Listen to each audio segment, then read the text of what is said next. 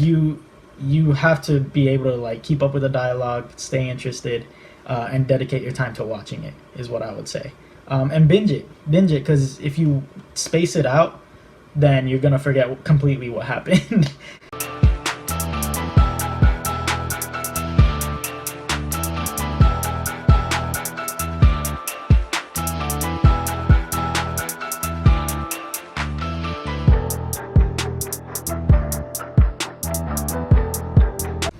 All right, what's up, everybody? World Pass reviews. We're back, and we are gonna review the Tokyo Revengers anime. It's been a year since I've watched it. I watched it a little after it finished airing. I think it was last year when it came out. I remember binging it on my plane ride when I had gone out of the country. Back and forth, I had time to binge it, the whole show basically, and I remember not being too excited about it. I didn't even know it existed until like 2 months before it released. When I started to see trailers about this anime called Tokyo Revengers, so I was like, all right, I'll give it a look. The previews looked kind of nice. It made the animation look sick. It made it look just really interesting. Just from the name alone, Tokyo Revengers. Anything with Tokyo in the name, honestly, is it's just gonna grab me. I like ever since Tokyo Ghoul. Like, I don't know. I mean, I know there's an anime called Tokyo Ravens out there, I think, too. It's on my watch list, but I haven't really got to it. But anyway, it's not about that. So I just wanted to say, like, I had no expectations going into Tokyo Revengers. I kind of figured it out late. Like, I caught on to the train late. I didn't even know there was a manga. I was just late to the party. But it was a very surprising anime story-wise. Like, the story really, really surprised me at how much I was engaged. From episode 1 to episode 21, there was stuff that kept me engaged, kept me wanting to come watch. I think I did a reaction for a few episodes on my Instagram. If you want to go follow, go follow on my Instagram. That's where I keep all my reactions for now. Gonna try to bring reactions to YouTube and do it so it doesn't get copyrighted. But yeah, I reacted to it on my Instagram. I reacted to the whole first season, well, parts of the first season, the beginning, some parts in the middle, and then the last episode. And the story was just really surprising to me. I didn't think it would intrigue me as much, but the first episode does a great job at pulling you in, because there's just a lot of questions that you have. Me as a viewer, I was like, yo, this is like it. And it's like it produces these circumstances where you want to know the answer to these things, because it's just, I don't know, when you watch a new show, you want to be able to understand what's happening, and they don't wait till too long to give you the answers, which I think is a good thing too about the show. But it was intriguing right from the get-go, and all the way through the end, I couldn't stop watching it. The story was probably like the highlight, what made me want to watch Tokyo Revengers. And honestly, the characters, I really like the characters too. Takemichi kind of got annoying, not gonna lie, because he was always crying all the time. He kind of reminded me of Deku a little bit, just a tad. He could have eased it up on the crying, but it gives more emotion to the character. Main characters aren't always gonna be super like determined and super unbreakable like Naruto or Luffy or Ichigo. It's not gonna take like very, very huge moments to break them down. Takemichi is more like a down-to-earth character, kind of like Deku is. Deku's a little more, he has more emotion to him. I keep relating it to Deku because Deku does not care about, he'll show emotion, he does not care.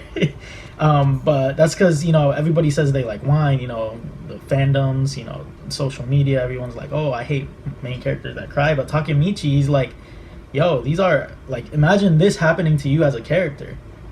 People like Luffy, Ichigo, Naruto, Goku, they're great because they were able to like power through all that. Like, they didn't need to show emotion. They were just hopped into their like motivation and I'm gonna get this done kind of thing. But like these characters like Deku and Takemichi, even though it's anime, they hit closer to home as how we are as humans.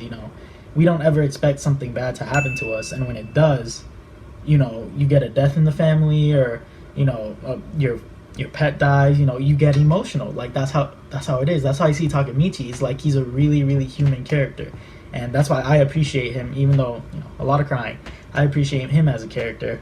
And he wasn't my favorite character. I did like Draken a lot. I think him and Hina, Hinata. I forgot there was a Hina in this one. I think that's her name. I'll just call her Hina. But yeah, Hina and Draken were two of my favorites. I just loved how motivated Hina was, how supportive she was with Takemichi, and I just really liked Draken's character design and just how chill he was. He gave me like a little bit of a Zoro vibe from One Piece, but yeah, those were definitely some of the highlights for me watching Tokyo Revengers. It probably will get a second season, but I do want to talk about some of the cons that I had, like some of the things that brought it down a little bit. You know, animation wasn't that good. I was expecting a little more out of the animation. The art was good, you know, the colors, all the images were like clean, but like in terms of animation and movement, there wasn't a lot there. At times it felt like I was watching a slideshow. Again, the story really carried me through a lot of the bad animation in the show, but like for me, I would give the animation like a 6 out of 10. But you know, if you're already invested in the story, the animation not gonna matter. Like the art is already like really clean. So like I'm telling you, the story really does matter when it comes to anime, because it could carry a lot of bad animation that has, you know, a lot of shows have. And you know, I think that's really important to have a really intriguing story, because then, you know, you don't really have to worry a lot more about the animation. Though animation is a huge boost. You know, there are shows like God of High School where the animation carries and the story is just like, what? You know, the pacing is off. But that's a whole other video. Another con for me was that the dialogue tends to be a lot in this show. So if you're not paying attention, you'll kind of like detach from the story. So paying attention to the dialogue is a key to understanding the big events that happen. You can't just like disengage and then re-engage and still know what's happening. You gotta like listen to the dialogue to like piece everything together. So you need to understand the dialogue to understand the big story events. I'd say that's a con, not for me, but like generally for audiences. They do, I can tell that people, you know, they like to tune in and out of things. They don't like to fully commit, especially in a day and age where you don't have time to do a lot of things, especially watch anime. So yeah, you have to be able to like keep up with the dialogue, stay interested, and dedicate your time to watching it, is what I would say. And binge it, because if you space it out, then you're gonna forget completely what happened. Yeah, that's really the only cons I have for the show. Like, again, the story was really interesting. I like the character plots, the whole idea of, you know, going back and forth between different time periods just to make sure he undoes whatever was happening, whatever triggered the events in the future.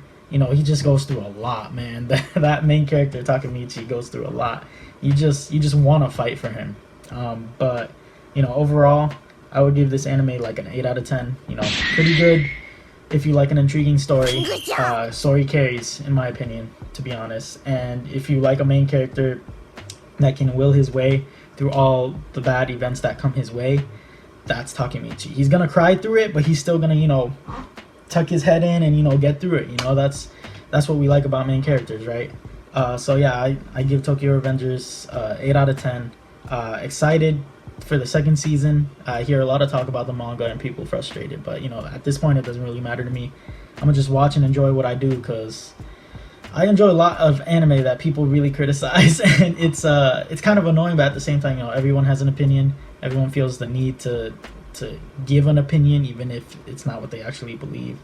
I don't know, man. I could make a whole separate video about the things I'm bringing up right now, but yeah, that's my Tokyo Revengers review, season 1 at least. I'm pretty sure we might get a season 2 eventually. But yeah, if you want more, I'll start posting more reviews on YouTube. Catch all my reactions on Instagram for now. It's at world_Paz if you want to follow me. And you know, subscribe on here, because I'm gonna start moving everything over here slowly and just see how it goes, because I feel like I could reach a lot more people on YouTube. So like, subscribe, comment if you want more, and I'll be back for the next video. Peace.